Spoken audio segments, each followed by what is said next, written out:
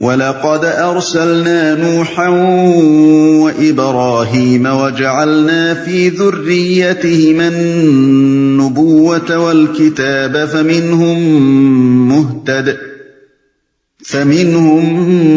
مُهْتَدٍ وَكَثِيرٌ مِّنْهُمْ فَاسِقُونَ۔ ہم نے نوح اور ابراہیم کو بھیجا اور ان دونوں کی نسل میں نبوت اور کتاب رکھ دی، پھر ان کی اولاد میں سے کسی نے ہدایت اختیار کی اور بہت سے فاسق ہو گئے۔ ہم نے اب یہ بتایا جا رہا ہے کہ محمد صلی اللہ علیہ وسلم سے پہلے جو رسول بینات اور کتاب اور میزان لے کر آئے تھے ان کے ماننے والوں میں کیا بگاڑ پیدا ہوا؟ کتاب رکھ دی، یعنی جو رسول بھی اللہ کی کتاب لے کر آئے وہ حضرت نوح کی اور ان کے بعد حضرت ابراہیم کی نسل سے تھے، فاسق ہو گئے یعنی نافرمان ہو گئے، اللہ کی اطاعت کے دائرے سے نکل گئے۔ ثم قفینا علی آثارهم برسلنا وقفینا بعیسی ابن مریم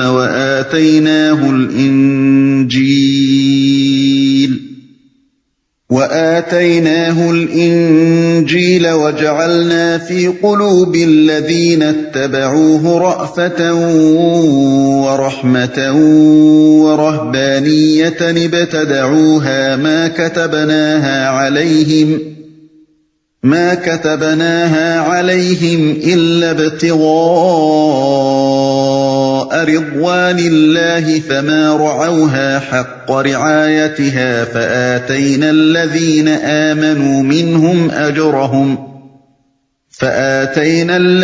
آمنوا منهم أجرهم وكثير منهم فاسقون۔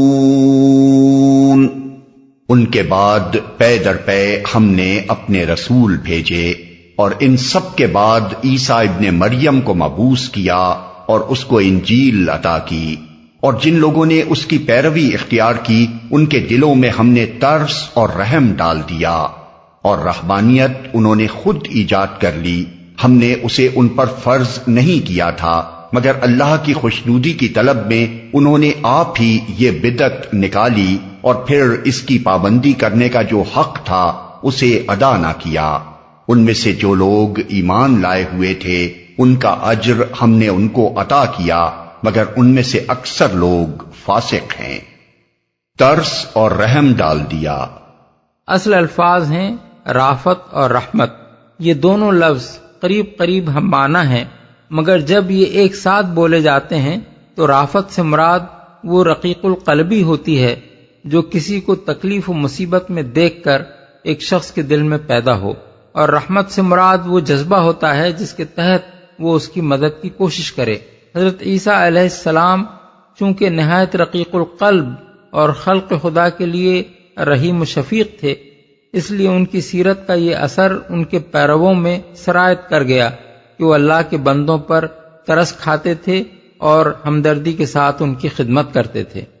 رہبانیت، اس کا تلفظ رہبانیت بھی کیا جاتا ہے اور رہبانیت بھی، اس کا مادہ رہب ہے جس کے معنی خوف ہیں۔ رہبانیت کا مطلب ہے مسلک خوف زدگی اور رہبانیت کے معنی ہیں مسلک خوف زدگان۔ اصطلاحاً اس سے مراد ہے کسی شخص کا خوف کی بنا پر، قطع نظر اس سے کہ وہ کسی کے ظلم کا خوف ہو یا دنیا کے فتنوں کا خوف یا اپنے نفس کی کمزوریوں کا خوف، تارک الدنیا بن جانا اور دنیاوی زندگی سے بھاگ کر جنگلوں اور پہاڑوں میں پناہ لینا یا گوشہ ہائے عزلت میں جا بیٹھنا۔ بدعت نکالی، اصل الفاظ ہیں الا ابتغاء رضوان اللہ۔ اس کے دو مطلب ہو سکتے ہیں، ایک یہ کہ ہم نے ان پر اس رہبانیت کو فرض نہیں کیا تھا بلکہ جو چیز ان پر فرض کی تھی وہ یہ تھی کہ وہ اللہ کی خوشنودی حاصل کرنے کی کوشش کریں، اور دوسرا مطلب یہ کہ یہ رہبانیت ہماری فرض کی ہوئی نہ تھی بلکہ اللہ کی خوشنودی کی طلب میں انہوں نے اسے خود اپنے اوپر فرض کر لیا تھا۔ دونوں صورتوں میں یہ آیت اس بات کی صراحت کرتی ہے کہ رہبانیت ایک غیر اسلامی چیز ہے اور یہ کبھی دین حق میں شامل نہیں رہی ہے۔ یہی بات ہے جو نبی صلی اللہ علیہ وسلم نے فرمائی ہے کہ لا رہبانیت فی الاسلام، یعنی اسلام میں کوئی رہبانیت نہیں۔ مسند احمد۔ ایک اور حدیث میں حضور نے فرمایا رہبانیت ہذہ الامہ الجہاد فی سبیل اللہ، یعنی اس امت کی رہبانیت جہاد فی سبیل اللہ ہے۔ مسند احمد، مسند ابی یعلا، یعنی اس امت کے لیے روحانی ترقی کا راستہ ترک دنیا نہیں بلکہ اللہ کی راہ میں جہاد ہے، اور یہ امت فتنوں سے ڈر کر جنگلوں اور پہاڑوں کی طرف نہیں بھاگتی بلکہ راہ خدا میں جہاد کر کے ان کا مقابلہ کرتی ہے۔ بخاری و مسلم کی متفق علیہ روایت ہے کہ صحابہ میں سے ایک صاحب نے کہا میں ہمیشہ ساری رات نماز پڑھا کروں گا، دوسرے نے کہا میں ہمیشہ روزہ رکھوں گا اور کبھی ناغہ نہ کروں گا، تیسرے نے کہا میں کبھی شادی نہ کروں گا اور عورت سے کوئی واسطہ نہ رکھوں گا۔ رسول اللہ صلی اللہ علیہ وسلم نے ان کی یہ باتیں سنی تو فرمایا اما واللہ انی لاخشاکم للہ واتقاکم لہ لیکنی اصوم وافطر واصلی وارقد واتزوج النساء فمن رغب عن سنتی فلیس منی۔ خدا کی قسم میں تم سے زیادہ اللہ سے ڈرتا اور اس سے تقوی کرتا ہوں، مگر میرا طریقہ یہ ہے کہ روزہ رکھتا بھی ہوں اور نہیں بھی رکھتا، راتوں کو نماز بھی پڑھتا ہوں اور سوتا بھی ہوں، اور عورتوں سے نکاح بھی کرتا ہوں۔ جس کو میرا طریقہ پسند نہ ہو اس کا مجھ سے کوئی واسطہ نہیں۔ حضرت انس کہتے ہیں کہ رسول اللہ صلی اللہ علیہ وسلم فرمایا کرتے تھے لا تشددوا علی انفسکم ویشدد اللہ علیکم فإن قوما شددوا افشد اللہ علیہم فتلک بقایاہم فی الصوامع والدیار، یعنی اپنے اوپر سختی نہ کرو کہ اللہ تم پر سختی کرے۔ ایک گروہ نے یہی تشدد اختیار کیا تھا تو اللہ نے بھی پھر اسے سخت پکڑا، دیکھ لو وہ ان کے بقایا راہب خانوں اور کنیسوں میں موجود ہیں۔ ابو داؤد۔ اسے ادا نہ کیا، یعنی وہ دوہری غلطی میں مبتلا ہو گئے۔ ایک غلطی یہ کہ اپنے اوپر وہ پابندیاں عائد کیں جن کا اللہ نے کوئی حکم نہ دیا تھا، اور دوسری غلطی یہ کہ جن پابندیوں کو اپنے نزدیک اللہ کی خوشنودی کا ذریعہ سمجھ کر خود اپنے اوپر عائد کر بیٹھے تھے ان کا حق ادا نہ کیا، اور وہ حرکتیں کیں جن سے اللہ کی خوشنودی کے بجائے الٹا اس کا غضب مول لے بیٹھے۔ اس مقام کو پوری طرح سمجھنے کے لیے ایک نظر مسیحی رہبانیت کی تاریخ پر ڈال لینی چاہیے۔ حضرت عیسیٰ علیہ السلام کے بعد 200 سال تک عیسائی کلیسا رہبانیت سے ناآشنا تھا، مگر ابتدا ہی سے مسیحیت میں اس کے جراثیم پائے جاتے تھے اور وہ تخیلات اس کے اندر موجود تھے جو اس چیز کو جنم دیتے ہیں۔ ترک و تجرید کو اخلاقی آئیڈیل قرار دینا اور درویشانہ زندگی کو شادی بیاہ اور دنیاوی کاروبار کی زندگی کے مقابلے میں اعلیٰ و افضل سمجھنا ہی رہبانیت کی بنیاد ہے، اور یہ دونوں چیزیں مسیحیت میں ابتدا سے موجود تھیں۔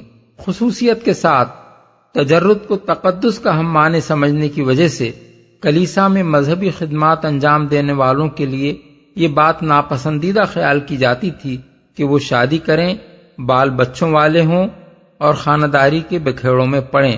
اسی چیز نے 3 صدی تک پہنچتے پہنچتے ایک فتنے کی شکل اختیار کر لی اور رہبانیت ایک وبا کی طرح مسیحیت میں پھیلنی شروع ہوئی۔ تاریخی طور پر اس کے 3 بڑے اسباب تھے۔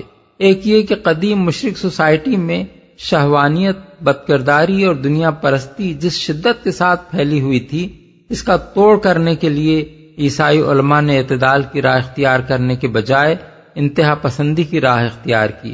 انہوں نے عفت پر اتنا زور دیا کہ عورت اور مرد کا تعلق بجائے خود نجس قرار پا گیا، خواہ وہ نکاحی کی صورت میں ہو۔ انہوں نے دنیا پرستی کے خلاف اتنی شدت برتی کہ آخر کار ایک دیندار آدمی کے لیے سرے سے کسی قسم کی املاک رکھنا ہی گناہ بن گیا، اور اخلاق کا معیار یہ ہو گیا کہ آدمی بالکل مفلس اور ہر لحاظ سے تارک الدنیا ہو۔ اسی طرح مشرق سوسائٹی کی لذت پرستی کے جواب میں وہ اس انتہا پر جا پہنچے کہ ترک لذات، نفس کو مارنا اور خواہشات کا قلع قمع کر دینا اخلاق کا مقصود بن گیا، اور طرح طرح کی ریاضتوں سے جسم کو اذیتیں دینا آدمی کی روحانیت کا کمال اور اس کا ثبوت سمجھا جانے لگا۔ دوسرے یہ کہ مسیحیت جب کامیابی کے دور میں داخل ہو کر عوام میں پھیلنی شروع ہوئی تو اپنے مذہب کی توسیع و اشاعت کے شوق میں کلیسا ہر اس برائی کو اپنے دائرے میں داخل کرتا چلا گیا جو عام لوگوں میں مقبول تھی۔ اولیاء پرستی نے قدیم معبودوں کی جگہ لے لی، ہورس اور آئسس کے مجسموں کی جگہ مسیح اور مریم کے بت پوجے جانے لگے، سیٹرنیلیا کی جگہ کرسمس کا تہوار منایا جانے لگا۔ قدیم زمانے کے تعویذ گنڈے، عملیات، فالگیری و غیب گوئی، جن بھوت بھگانے کے عمل سب عیسائی درویشوں نے شروع کر دیے۔ اسی طرح چونکہ عوام اس شخص کو خدا رسیدہ سمجھتے تھے جو گندا اور ننگا ہو اور کسی بھٹ یا کھو میں رہے، اس لیے عیسائی کلیسا میں ولایت کا یہی تصور مقبول ہو گیا، اور ایسے ہی لوگوں کی کرامتوں کے قصوں سے عیسائیوں کے ہاں تذکرۃ الاولیاء قسم کی کتابیں لبریز ہو گئیں۔ تیسرے یہ کہ عیسائیوں کے پاس دین کی سرحدیں متعین کرنے کے لیے کوئی مفصل شریعت اور کوئی واضح سنت موجود نہ تھی۔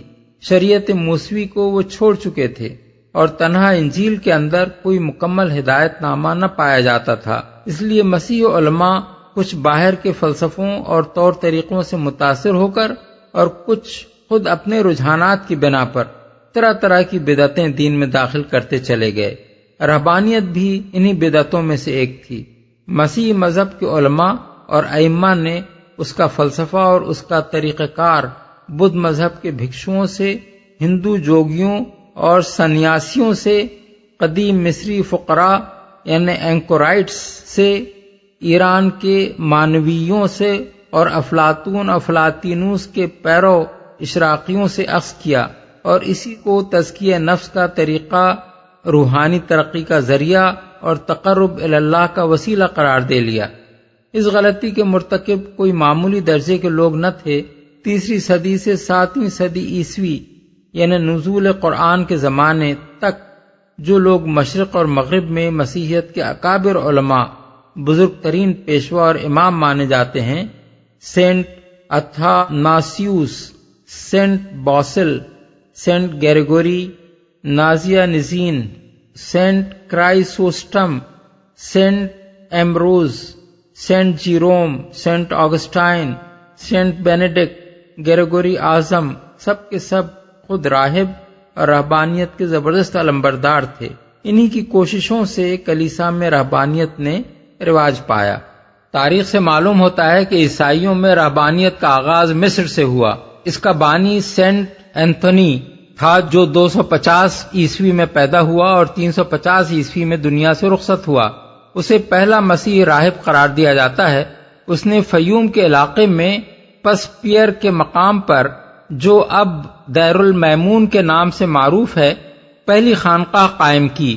اس کے بعد دوسری خانقاہ اس نے بحر احمر کے ساحل پر قائم کی، جسے اب دیر مار انتونیوس کہا جاتا ہے۔ عیسائیوں میں رہبانیت کے بنیادی قواعد اسی کی تحریروں اور ہدایات سے ماخوذ ہیں۔ اس آغاز کے بعد یہ سلسلہ مصر میں سیلاب کی طرح پھیل گیا اور جگہ جگہ راہبوں اور راہبات کے لیے خانقاہیں قائم ہو گئیں، جن میں سے بعض میں 3-3 ہزار راہب بیک وقت رہتے تھے۔ سن 325 عیسوی میں مصر ہی کے اندر ایک اور مسیحی ولی پاخومیوس نمودار ہوا، جس نے 10 بڑی خانقاہیں راہبین اور راہبات کے لیے بنائیں۔ اس کے بعد یہ سلسلہ شام و فلسطین اور افریقہ و یورپ کے مختلف ملکوں میں پھیلتا چلا گیا۔ کلیسائی نظام کو اول اس رہبانیت کے معاملے میں سخت الجھن سے سابقہ پیش آیا، کیونکہ وہ ترک دنیا اور تجرد اور غریبی و مفلسی کو روحانی زندگی کا آئیڈیل تو سمجھتا تھا، مگر راہبوں کی طرح شادی بیاہ اور اولاد پیدا کرنے اور ملکیت رکھنے کو گناہ بھی نہ ٹھہرا سکتا تھا۔ بالآخر سینٹ اتھاناسیوس متوفی 373 عیسوی، سینٹ باسل متوفی 379 عیسوی، سینٹ آگسٹائن متوفی 430 عیسوی اور گریگوری اعظم متوفی 609 عیسوی جیسے لوگوں کے اثر سے رہبانیت کے بہت سے قواعد چرچ کے نظام میں باقاعدہ داخل ہو گئے۔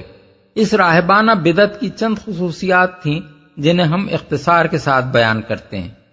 نمبر 1، سخت ریاضتوں اور نت نئے طریقوں سے اپنے جسم کو اذیتیں دینا۔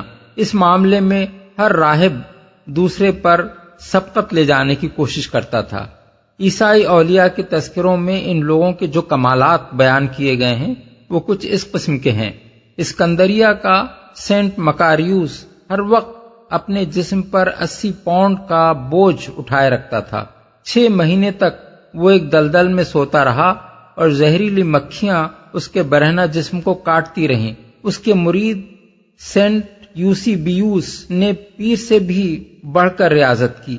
وہ 150 پاؤنڈ کا بوجھ اٹھائے پھرتا تھا اور 3 سال تک ایک خشک کنویں میں پڑا رہا۔ سینٹ سابیوس صرف وہ مکئی کھاتا تھا جو مہینہ بھر پانی میں بھیگ کر بدبودار ہو جاتی تھی۔ سینٹ بیساریون 40 دن تک خاردار جھاڑیوں میں پڑا رہا اور 40 سال تک اس نے زمین کو پیٹھ نہیں لگائی۔ سینٹ پاخومیوس نے 15 سال اور ایک روایت کے مطابق 50 سال زمین کو پیٹھ لگائے بغیر گزار دیے۔ ایک ولی سینٹ جان 3 سال تک عبادت میں کھڑا رہا۔ اس پوری مدت میں وہ نہ کبھی بیٹھا نہ لیٹا، آرام کے لیے بس ایک چٹان کا سہارا لے لیتا تھا اور اس کی غذا صرف وہ تبرک تھا جو ہر اتوار کو اس کے لیے لایا جاتا تھا۔ سینٹ سیمیون اسٹائلائٹ 390 تا 449 عیسوی جو عیسائیوں کے اولیاء کبار میں شمار ہوتا ہے، ہر ایسٹر سے پہلے پورے 40 دن فاقہ کرتا تھا۔ ایک دفعہ وہ پورے 1 سال تک ایک ٹانگ پر کھڑا رہا۔ بس اوقات وہ اپنی خانقاہ سے نکل کر ایک کنویں میں جا رہتا تھا۔ آخر کار اس نے شمالی شام کے قلعہ سیمان کے قریب 60 فٹ بلند ایک ستون بنوایا جس کا بالائی حصہ صرف 3 فٹ کے گھیر میں تھا اور اوپر کٹہرا بنا دیا گیا تھا۔ اس ستون پر اس نے پورے 30 سال گزار دیے۔ دھوپ، بارش، سردی، گرمی سب اس پر سے گزرتی رہتی تھیں اور وہ کبھی ستون سے نہ اترتا تھا۔ اس کے مرید سیڑھی لگا کر اس کو کھانا پہنچاتے اور اس کی گندگی صاف کرتے تھے۔ پھر اس نے ایک رسی لے کر اپنے آپ کو اس ستون سے باندھ لیا، یہاں تک کہ رسی اس کے گوشت میں پیوست ہو گئی۔ گوشت سڑ گیا اور اس میں کیڑے پڑ گئے۔ جب کوئی کیڑا اس کے پھوڑوں سے گر جاتا تو وہ اسے اٹھا کر پھر پھوڑے ہی میں رکھ لیتا اور کہتا، کھا جو کچھ خدا نے تجھے دیا ہے۔ مسیحی عوام دور دور سے اس کی زیارت کے لیے آتے تھے۔ جب وہ مرا تو مسیحی عوام کا فیصلہ یہ تھا کہ وہ عیسائی ولی کی بہترین مثال تھا۔ اس دور کے عیسائی اولیاء کی جو خوبیاں بیان کی گئی ہیں وہ ایسی ہی مثالوں سے بھری پڑی ہیں۔ کسی ولی کی تعریف یہ تھی کہ 30 سال تک وہ بالکل خاموش رہا اور کبھی اسے بولتے نہ دیکھا گیا۔ کسی نے اپنے آپ کو ایک چٹان سے باندھ رکھا تھا، کوئی جنگلوں میں مارا مارا پھرتا اور گھاس پھوس کھا کر گزارا کرتا، کوئی بھاری بوجھ ہر وقت اٹھائے پھرتا، کوئی طوق و سلاسل سے اپنے اعضاء جکڑے رکھتا۔ کچھ حضرات جانوروں کے بھٹوں یا خشک کنووں یا پرانی قبروں میں رہتے تھے اور کچھ دوسرے بزرگ ہر وقت ننگے رہتے اور اپنا سطر اپنے لمبے لمبے بالوں سے چھپاتے اور زمین پر رینگ کر چلتے تھے۔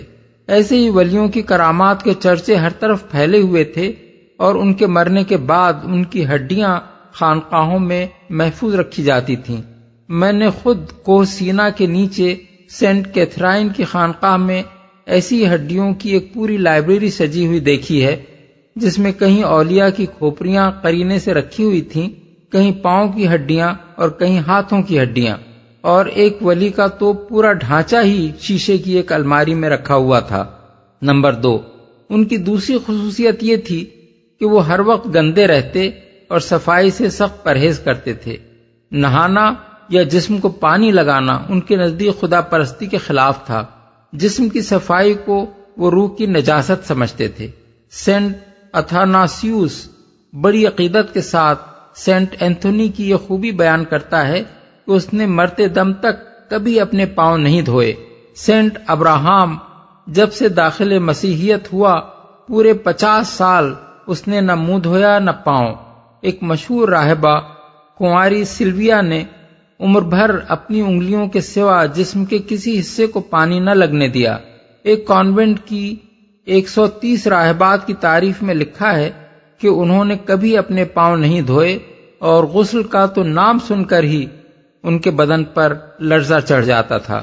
نمبر 3، اس رہبانیت نے ازدواجی زندگی کو عملاً بالکل حرام کر دیا اور نکاح کے رشتے کو کاٹ پھینکنے میں سخت بے دردی سے کام لیا۔ 4 اور 5ویں صدی کی تمام مذہبی تحریریں اس خیال سے بھری ہوئی ہیں کہ تجرد سب سے بڑی اخلاقی قدر ہے اور عفت کے معنی یہ ہیں کہ آدمی جنسی تعلق سے قطعی احتراز کرے، خواہ وہ میاں اور بیوی کا تعلق ہی کیوں نہ ہو۔ پاکیزہ روحانی زندگی کا کمال یہ سمجھا جاتا تھا کہ آدمی اپنے نفس کو بالکل مار دے اور اس میں جسمانی لذت کی کوئی خواہش تک باقی نہ چھوڑے۔ ان لوگوں کے نزدیک خواہش کو مار دینا اس لیے ضروری تھا کہ اس سے حیوانیت کو تقویت پہنچتی ہے۔ ان کے نزدیک لذت اور گناہ ہم معنی تھے، حتیٰ کہ مسرت بھی ان کی نگاہ میں خدا فراموشی کے مترادف تھی۔ سینٹ باسل ہنسنے اور مسکرانے تک کو ممنوع قرار دیتا ہے۔ انہی تصورات کی بنا پر عورت اور مرد کے درمیان شادی کا تعلق ان کے ہاں قطعی نجس قرار پا گیا تھا۔ راہب کے لیے ضروری تھا کہ وہ شادی کرنا تو درکنار عورت کی شکل تک نہ دیکھے، اور اگر شادی شدہ ہو تو بیوی کو چھوڑ کر نکل جائے۔ مردوں کی طرح عورتوں کے دل میں بھی یہ بات بٹھائی گئی تھی کہ وہ اگر آسمانی بادشاہت میں داخل ہونا چاہتی ہیں تو ہمیشہ کنواری رہیں، اور شادی شدہ ہوں تو اپنے شوہروں سے الگ ہو جائیں۔ سینٹ جیروم جیسا ممتاز مسیح عالم کہتا ہے کہ جو عورت مسیح کی خاطر راہبہ بن کر ساری عمر کنواری رہے وہ مسیح کی دلہن ہے، اور اس عورت کی ماں کو خدا یعنی مسیح کی ساس یعنی mother in law of God ہونے کا شرف حاصل ہے۔ ایک اور مقام پر سینٹ جیروم کہتا ہے کہ عفت کی کلہاڑی سے ازدواجی تعلق کی لکڑی کو کاٹ پھینکنا سالک کا اولین کام ہے۔ ان تعلیمات کی وجہ سے مذہبی جذبہ طاری ہونے کے بعد ایک مسیحی مرد یا ایک مسیحی عورت پر اس کا پہلا اثر یہ ہوتا تھا کہ اس کی خوشگوار ازدواجی زندگی ہمیشہ کے لیے ختم ہو جاتی تھی، اور چونکہ مسیحیت میں طلاق و تفریق کا راستہ بند تھا اس لیے نکاح کے رشتے میں رہتے ہوئے میاں اور بیوی ایک دوسرے سے جدا ہو جاتے تھے۔ سینٹ نائلس 2 بچوں کا باپ تھا۔ جب اس پر رہبانیت کا دورہ پڑا تو اس کی بیوی روتی رہ گئی اور وہ اس سے الگ ہو گیا۔ سینٹ امون نے شادی کی پہلی رات ہی اپنی دلہن کو ازدواجی تعلق کی نجاست پر واعظ سنایا، اور دونوں نے بالاتفاق طے کر لیا کہ جیتے جی ایک دوسرے سے الگ رہیں گے۔ سینٹ ابراہم شادی کی پہلی رات ہی اپنی بیوی کو چھوڑ کر فرار ہو گیا۔ یہی حرکت سینٹ الیکسس نے کی۔ اس طرح کے واقعات سے عیسائی اولیاء کے تذکرے بھرے پڑے ہیں۔ کلیسا کا نظام 3 صدیوں تک اپنے حدود میں ان انتہا پسندانہ تصورات کی کسی نہ کسی طرح مزاحمت کرتا رہا۔ اس زمانے میں ایک پادری کے لیے مجرد ہونا لازم نہ تھا۔ اگر اس نے پادری کے منصب پر فائز ہونے سے پہلے شادی کر رکھی ہو تو وہ بیوی کے ساتھ رہ سکتا تھا، البتہ تقرر کے بعد شادی کرنا اس کے لیے ممنوع تھا۔ نیز کسی ایسے شخص کو پادری مقرر نہیں کیا جا سکتا تھا جس نے کسی بیوہ یا متعلقہ سے شادی کی ہو، یا جس کی 2 بیویاں ہوں، یا جس کے گھر میں لونڈی ہو۔ رفتہ رفتہ 4 صدی میں یہ خیال پوری طرح زور پکڑ گیا کہ جو شخص کلیسا میں مذہبی خدمات انجام دیتا ہو اس کے لیے شادی شدہ ہونا بڑی گھناؤنی بات ہے۔ سن 362 کی گنگرا کونسل یعنی کونسل آف گنگرا آخری مجلس تھی جس میں اس طرح کے خیالات کو خلاف مذہب ٹھہرایا گیا، مگر اس کے تھوڑی ہی مدت بعد سن 386 کی رومن سینوڈ نے تمام پادریوں کو مشورہ دیا کہ وہ ازدواجی تعلقات سے کنارہ کش رہیں، اور دوسرے سال پوپ سائریکیس نے حکم دے دیا کہ جو پادری شادی کرے یا شادی شدہ ہونے کی صورت میں اپنی بیوی سے تعلق رکھے اس کو منصب سے معزول کر دیا جائے۔ سینٹ جیروم، سینٹ ایمبروز اور سینٹ آگسٹائن جیسے اکابر علماء نے بڑے زور شور سے اس فیصلے کی حمایت کی، اور تھوڑی سی مزاحمت کے بعد مغربی کلیسا میں یہ پوری شدت کے ساتھ نافذ ہو گیا۔ اس دور میں متعدد کونسلیں ان شکایات پر غور کرنے کے لیے منعقد ہوئیں کہ جو لوگ پہلے سے شادی شدہ تھے وہ مذہبی خدمات پر مقرر ہونے کے بعد بھی اپنی بیویوں کے ساتھ ناجائز تعلقات رکھتے ہیں۔ آخر کار ان کی اصلاح کے لیے یہ قواعد بنائے گئے کہ وہ کھلے مقامات پر سوئیں، اپنی بیویوں سے کبھی علیحدگی میں نہ ملیں اور ان کی ملاقات کے وقت کم از کم 2 آدمی موجود ہوں۔ سینٹ گریگوری ایک پادری کی تعریف میں لکھتا ہے کہ 40 سال تک وہ اپنی بیوی سے الگ رہا، حتیٰ کہ مرتے وقت جب اس کی بیوی اس کے قریب گئی تو اس نے کہا، عورت دور ہٹ جا۔ نمبر 4، سب سے زیادہ دردناک باب اس رہبانیت کا یہ ہے کہ اس نے ماں باپ، بھائی بہنوں اور اولاد تک سے آدمی کا رشتہ کاٹ دیا۔ مسیحی ولیوں کی نگاہ میں بیٹے کے لیے ماں باپ کی محبت، بھائی کے لیے بھائی بہنوں کی محبت اور باپ کے لیے اولاد کی محبت بھی ایک گناہ تھی۔ ان کے نزدیک روحانی ترقی کے لیے یہ ناگزیر تھا کہ آدمی ان سارے تعلقات کو توڑ دے۔ مسیحی اولیاء کے تذکروں میں اس کے ایسے دلدوز واقعات ملتے ہیں جنہیں پڑھ کر انسان کے لیے ضبط کرنا مشکل ہو جاتا ہے۔ ایک راہب ایواگریس سالہ سال سے صحرا میں ریاضتیں کر رہا تھا۔ ایک روز یکایک اس کے پاس اس کی ماں اور اس کے باپ کے خطوط پہنچے جو برسوں سے اس کی جدائی میں تڑپ رہے تھے۔ اسے اندیشہ ہوا کہ کہیں ان خطوں کو پڑھ کر اس کے دل میں انسانی محبت کے جذبات نہ جاگ اٹھیں۔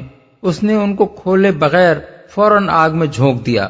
سینٹ تھیوڈورس کی ماں اور بہن بہت سے پادریوں کے سفارشی خطوط لے کر اس کی خانقاہ میں پہنچی جس میں وہ مقیم تھا، اور خواہش کی کہ وہ صرف ایک نظر بیٹے اور بھائی کو دیکھ لیں، مگر اس نے ان کے سامنے آنے تک سے انکار کر دیا۔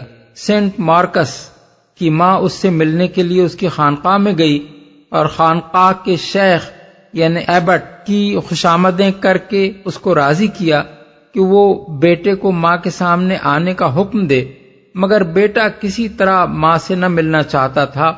آخر کار اس نے شیخ کے حکم کی تعمیل اس طرح کی کہ بھیس بدل کر ماں کے سامنے گیا اور آنکھیں بند کر لیں۔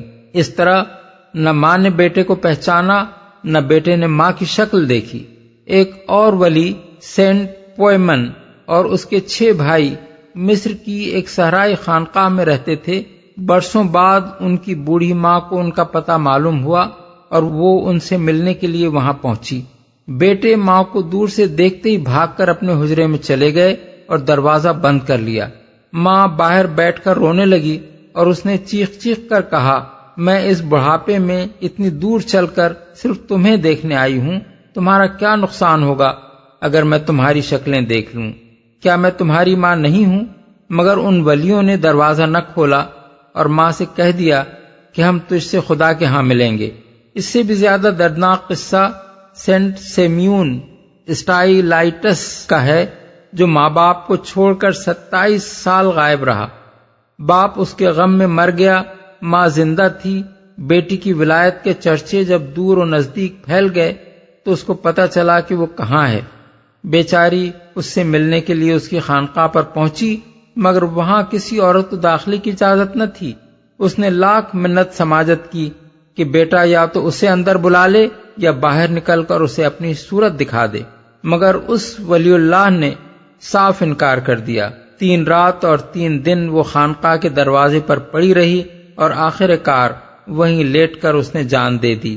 تب ولی صاحب نکل کر آئے، ماں کی لاش پر آنسو بہائے اور اس کی مغفرت کے لیے دعا کی۔ ایسی ہی بے دردی ان ولیوں نے بہنوں کے ساتھ اور اپنی اولاد کے ساتھ برتی۔ ایک شخص میوٹیس کا قصہ لکھا ہے کہ وہ خوشحال آدمی تھا، یکایک اس پر مذہبی جذبہ طاری ہوا اور وہ اپنے 8 سال کے اکلوتے بیٹے کو لے کر ایک خانقاہ میں جا پہنچا۔ وہاں اس کی روحانی ترقی کے لیے ضروری تھا کہ وہ بیٹے کی محبت دل سے نکال دے، اس لیے پہلے تو بیٹے کو اس سے جدا کر دیا گیا، پھر اس کی آنکھوں کے سامنے ایک مدت تک طرح طرح کی سختیاں اس معصوم بچے پر کی جاتی رہیں اور وہ سب کچھ دیکھتا رہا۔ پھر خانقاہ کے شیخ نے اسے حکم دیا کہ اسے لے جا کر اپنے ہاتھ سے دریا میں پھینک دے۔ جب وہ اس حکم کی تعمیل کے لیے بھی تیار ہو گیا تو عین اس وقت راہبوں نے بچے کی جان بچائی جب وہ اسے دریا میں پھینکنے لگا تھا۔ اس کے بعد تسلیم کر لیا گیا کہ وہ واقعی مرتبہ ولایت کو پہنچ گیا ہے۔ مسیحی رہبانیت کا نقطہ نظر ان معاملات میں یہ تھا کہ جو شخص خدا کی محبت چاہتا ہو اسے انسانی محبت کی وہ ساری زنجیریں کاٹ دینی چاہیے جو دنیا میں اس کو اپنے والدین، بھائی بہنوں اور بال بچوں کے ساتھ باندھتی ہیں۔ سینٹ جیروم کہتا ہے کہ اگرچہ تیرا بھتیجا تیرے گلے میں باہیں ڈال کر تجھ سے لپٹے، اگرچہ تیری ماں اپنے دودھ کا واسطہ دے کر تجھے روکے، اگرچہ تیرا باپ تجھے روکنے کے لیے تیرے آگے لیٹ جائے، پھر بھی تو سب کو چھوڑ کر اور باپ کے جسم کو روند کر ایک آنسو بہائے بغیر صلیب کے جھنڈے کی طرف دوڑ جا۔ اس معاملے میں بے رحمی ہی تقویٰ ہے۔ سینٹ گریگوری لکھتا ہے کہ ایک نوجوان راہب ماں باپ کی محبت دل سے نہ نکال سکا اور ایک رات چپکے سے بھاگ کر ان سے مل آیا۔ خدا نے اس قصور کی سزا اسے یہ دی کہ خانقاہ واپس پہنچتے ہی وہ مر گیا۔ اس کی لاش زمین میں دفن کی گئی تو زمین نے اسے قبول نہ کیا، بار بار قبر میں ڈالا جاتا اور زمین اسے نکال کر پھینک دیتی۔ آخر کار سینٹ بینیڈکٹ نے اس کے سینے پر تبرک رکھا، تب قبر نے اسے قبول کیا۔ ایک راہبہ کے بارے میں لکھا ہے کہ وہ مرنے کے بعد 3 دن عذاب میں اس لیے مبتلا رہی کہ وہ اپنی ماں کی محبت دل سے نہ نکال سکی تھی۔ ایک ولی کی تعریف میں لکھا ہے کہ اس نے کبھی اپنے رشتہ داروں کے سوا کسی کے ساتھ بے دردی نہیں برتی۔ نمبر 5، اپنے قریب ترین رشتہ داروں کے ساتھ بے رحمی، سنگدلی اور قساوت برتنے کی جو مشق یہ لوگ کرتے تھے، اس کی وجہ سے ان کے انسانی جذبات مر جاتے تھے، اور اسی کا نتیجہ تھا کہ جن لوگوں سے انہیں مذہبی اختلاف ہوتا تھا ان کے مقابلے میں یہ ظلم و ستم کی انتہا کر دیتے تھے۔ 4 صدی تک پہنچتے پہنچتے مسیحیت میں 80-90 فرقے پیدا ہو چکے تھے۔ سینٹ آگسٹائن نے اپنے زمانے میں 88 فرقے گنائے ہیں۔ یہ فرقے ایک دوسرے کے خلاف سخت نفرت رکھتے تھے۔ اس نفرت کی آگ کو بھڑکانے والے بھی راہب ہی تھے، اور اس آگ میں مخالف گروہوں کو جلا کر خاک کر دینے کی کوششوں میں بھی راہب ہی پیش ہوتے تھے۔ اسکندریہ اس فرقے وارانہ کشمکش کا ایک بڑا اکھاڑا تھا۔ وہاں پہلے ایرین فرقے کے بشپ نے اتھاناسیوس کی پارٹی پر حملہ کیا۔ اس کی خانقاہوں سے کنواری راہبات پکڑ پکڑ کر نکالی گئیں، ان کو ننگا کر کے خاردار شاخوں سے پیٹا گیا اور ان کے جسم پر داغ لگائے گئے تاکہ وہ اپنے عقیدے سے توبہ کر لیں۔ پھر جب مصر میں کیتھولک گروہ کو غلبہ حاصل ہوا تو اس نے ایرین فرقے کے خلاف یہی سب کچھ کیا، حتیٰ کہ غالب خیال یہ ہے کہ خود ایریس کو بھی زہر دے کر مار دیا گیا۔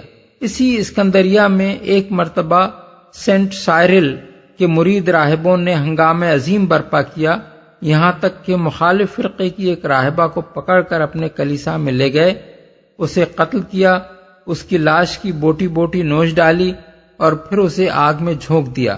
روم کا حال بھی اس سے کچھ مختلف نہ تھا۔ سن 366 میں پوپ لائبیریس کی وفات پر 2 گروہوں نے پاپائی کے لیے اپنے اپنے امیدوار کھڑے کیے۔ دونوں کے درمیان سخت خونریزی ہوئی، حتیٰ کہ ایک دن میں صرف ایک چرچ سے 137 لاشیں نکالی گئیں۔ نمبر 6، اس ترک و تجرید اور فقر و درویشی کے ساتھ دولت دنیا سمیٹنے میں بھی کمی نہ کی گئی۔ 5ویں صدی کے آغاز ہی میں حالت یہ ہو چکی تھی کہ روم کا بشپ بادشاہوں کی طرح اپنے محل میں رہتا تھا، اور اس کی سواری جب شہر میں نکلتی تھی تو اس کے ٹھاٹ باٹ قیصر کی سواری سے کم نہ ہوتے تھے۔ سینٹ جیروم اپنے زمانے یعنی 4 صدی کے آخری دور میں شکایت کرتا ہے کہ بہت سے بشپوں کی دعوتیں اپنی شان میں گورنروں کی دعوتوں کو شرماتی ہیں۔ خانقاہوں اور کنیسوں کی طرف دولت کا یہ بہاؤ 7ویں صدی یعنی نزول قرآن کے زمانے تک پہنچتے پہنچتے سیلاب کی شکل اختیار کر چکا تھا۔ یہ بات عوام کے ذہن نشین کرا دی گئی تھی کہ جس کسی سے کوئی گناہ عظیم سرزد ہو جائے، اس کی بخشش کسی نہ کسی ولی کی درگاہ پر نذرانہ چڑھانے یا کسی خانقاہ یا چرچ کو بھیٹ دینے ہی سے ہو سکتی ہے۔ اس کے بعد وہی دنیا راہبوں کے قدموں میں آ رہی، جس سے فرار ان کا طرہ امتیاز تھا۔ خاص طور پر جو چیز اس تنزل کی موجب ہوئی وہ یہ تھی کہ راہبوں کی غیر معمولی ریاضتیں اور ان کی نفس کشی کے کمالات دیکھ کر جب عوام میں ان کے لیے بے پناہ عقیدت پیدا ہو گئی تو بہت سے دنیا پرست لوگ لباس درویشی پہن کر راہبوں کے گروہ میں داخل ہو گئے، اور انہوں نے ترک دنیا کے بھیس میں جلب دنیا کا کاروبار ایسا چمکایا کہ بڑے بڑے طالبین دنیا ان سے مات کھا گئے۔ 7. عفت کے معاملے میں بھی فطرت سے لڑ کر رہبانیت نے بارہا شکست کھائی، اور جب شکست کھائی تو بری طرح کھائی۔ خانقاہوں میں نفس کشی کی کچھ مشقیں ایسی بھی تھیں جن میں راہب اور راہبات مل کر ایک ہی جگہ رہتے تھے اور بسا اوقات ذرا زیادہ مشق کرنے کے لیے ایک ہی بستر پر رات گزارتے تھے۔ مشہور راہب سینٹ ایواگریس بڑی تعریف کے ساتھ فلسطین کے ان راہبوں کے ضبط نفس کا ذکر کرتا ہے جو اپنے جذبات پر اتنا قابو پا گئے تھے کہ عورتوں کے ساتھ یکجا غسل کرتے تھے اور ان کی دید سے، ان کے لمس سے، حتیٰ کہ ان کے ساتھ ہم آغوشی سے بھی ان کے اوپر فطرت غلبہ نہ پاتی تھی۔ غسل اگرچہ رہبانیت میں سخت ناپسندیدہ تھا، مگر نفس کشی کی مشق کے لیے اس طرح کے غسل بھی کر لیے جاتے تھے۔ آخر کار اسی فلسطین کے متعلق نیسا کا سینٹ گریگوری متوفی سن 396 لکھتا ہے کہ وہ بدکرداری کا اڈا بن گیا ہے۔ انسانی فطرت کبھی ان لوگوں سے انتقام لیے بغیر نہیں رہتی جو اس سے جنگ کریں۔ رہبانیت اس سے لڑ کر بالآخر بد اخلاقی کے جس گڑھے میں جا گری، اس کی داستان 8ویں صدی سے 11ویں صدی عیسوی تک کی مذہبی تاریخ کا بدنما ترین داغ ہے۔ 10ویں صدی کا ایک اطالوی بشپ لکھتا ہے کہ اگر چرچ میں مذہبی خدمات انجام دینے والوں کے خلاف بدچلنی کی سزائیں نافذ کرنے کا قانون عملاً جاری کر دیا جائے تو لڑکوں کے سوا کوئی سزا سے نہ بچ سکے گا، اور اگر حرامی بچوں کو بھی مذہبی خدمات سے الگ کر دینے کا قاعدہ نافذ کیا جائے تو شاید چرچ کے خادموں میں کوئی لڑکا تک باقی نہ رہے۔ قرون متوسطہ کے مصنفین کی کتابیں ان شکایتوں سے بھری ہوئی ہیں کہ راہبات کی خانقاہیں بد اخلاقی کے چکلے بن گئی ہیں۔ ان کی چار دیواریوں میں نوزائیدہ بچوں کا قتل عام ہو رہا ہے۔ پادریوں اور چرچ کے مذہبی کارکنوں میں محرمات تک سے ناجائز تعلقات، اور خانقاہوں میں خلاف وضع فطری جرائم تک پھیل گئے ہیں، اور کلیساؤں میں اعتراف گناہ یعنی کنفیشن کی رسم بدکرداری کا ذریعہ بن کر رہ گئی ہے۔ ان تفصیلات سے صحیح طور پر اندازہ کیا جا سکتا ہے کہ قرآن مجید یہاں رہبانیت کی بدعت ایجاد کرنے اور پھر اس کا حق ادا نہ کرنے کا ذکر کر کے مسیحیت کے کس بگاڑ کی طرف اشارہ کر رہا ہے۔ يا أيها الذين آمنوا اتقوا الله وآمنوا برسوله يؤتكم كفلين من رحمته ويجعل لكم نورا تمشون به ويغفر لكم والله غفور رحيم۔ اے لوگو جو ایمان لائے ہو، اللہ سے ڈرو اور اس کے رسول محمد صلی اللہ علیہ وسلم پر ایمان لاؤ۔ اللہ تمہیں اپنی رحمت کا دوہرا حصہ عطا فرمائے گا اور تمہیں وہ نور بخشے گا جس کی روشنی میں تم چلو گے، اور تمہارے قصور معاف کر دے گا۔ اللہ بڑا معاف کرنے والا اور مہربان ہے۔ ایمان لاؤ۔ اس آیت کی تفسیر میں مفسرین کے درمیان اختلاف ہے۔ ایک گروہ کہتا ہے کہ یہاں یا ایھا الذین آمنوا کا خطاب ان لوگوں سے ہے جو حضرت عیسیٰ پر ایمان لائے ہوئے تھے۔ ان سے فرمایا جا رہا ہے کہ اب محمد صلی اللہ علیہ وسلم پر ایمان لاؤ، تمہیں اس پر دوہرا اجر ملے گا، ایک اجر ایمان بر عیسیٰ کا اور دوسرا اجر ایمان بر محمد کا۔ دوسرا گروہ کہتا ہے کہ یہ خطاب محمد صلی اللہ علیہ وسلم پر ایمان لانے والوں سے ہے۔ ان سے ارشاد ہو رہا ہے کہ تم محض زبان سے آپ کی نبوت کا اقرار کر کے نہ رہ جاؤ، بلکہ صدق دل سے ایمان لاؤ اور ایمان لانے کا حق ادا کرو۔ اس پر تمہیں دوہرا اجر ملے گا، ایک اجر کفر سے اسلام کی طرف آنے کا اور دوسرا اجر اسلام میں اخلاص اختیار کرنے اور اس پر ثابت قدم رہنے کا۔ پہلی تفسیر کی تائید سورہ قصص کی آیات 52 تا 54 کرتی ہیں، اور مزید برآں اس کی تائید حضرت ابو موسیٰ اشعری کی یہ روایت بھی کرتی ہے کہ نبی صلی اللہ علیہ وسلم نے فرمایا 3 آدمی ہیں جن کے لیے دوہرا اجر ہے۔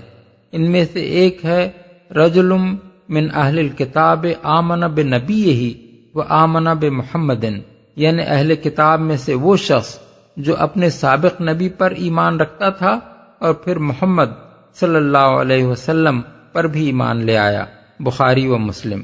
دوسری تفسیر کی تائید سورہ سبا کی آیت 37 کرتی ہے، جس میں فرمایا گیا ہے کہ مومنین صالحین کے لیے دگنا اجر ہے۔ دلیل کے اعتبار سے دونوں تفسیروں کا وزن مساوی ہے، لیکن آگے کے مضمون پر غور کیا جائے تو معلوم ہوتا ہے کہ دوسری تفسیر ہی اس مقام سے زیادہ مناسبت رکھتی ہے، بلکہ در حقیقت اس صورت کا پورا مضمون از اول تا آخر اسی تفسیر کی تائید کرتا ہے۔ شروع سے اس صورت کے مخاطب وہی لوگ ہیں جو رسول اللہ صلی اللہ علیہ وسلم کی رسالت کا اقرار کر کے داخل اسلام ہوئے تھے، اور پوری صورت میں انہی کو یہ دعوت دی گئی ہے کہ وہ محض زبان کے مومن نہ بنے بلکہ اخلاص کے ساتھ سچے دل سے ایمان لائیں۔ جس کی روشنی میں تم چلو گے، یعنی دنیا میں علم و بصیرت کا وہ نور عطا فرمائے گا جس کی روشنی میں تم کو قدم قدم پر صاف نظر آتا رہے گا کہ زندگی کے مختلف معاملات میں جاہلیت کی ٹیڑھی راہوں کے درمیان اسلام کی سیدھی راہ کون سی ہے، اور آخرت میں وہ نور بخشے گا جس کا ذکر آیت 12 میں گزر چکا ہے۔ قصور معاف کر دے گا، یعنی ایمان کے تقاضے پورے کرنے کی مخلصانہ کوشش کے باوجود بشری کمزوریوں کی بنا پر جو قصور بھی تم سے سرزد ہو جائیں ان سے درگزر فرمائے گا، اور وہ قصور بھی معاف کر دے گا جو ایمان لانے سے پہلے جاہلیت کی حالت میں تم سے سرزد ہوئے تھے۔ لئلا يعلم أهل الكتاب ألا يقدرون على شيء من فضل الله وأن الفضل بيد الله يؤتيه من يشاء والله ذو الفضل العظيم۔ تم کو یہ روش اختیار کرنی چاہیے تاکہ اہل کتاب کو معلوم ہو جائے کہ اللہ کے فضل پر ان کا کوئی اجارہ نہیں ہے، اور یہ کہ اللہ کا فضل اس کے اپنے ہی ہاتھ میں ہے، جسے چاہتا ہے عطا فرماتا ہے، اور وہ بڑے فضل والا ہے۔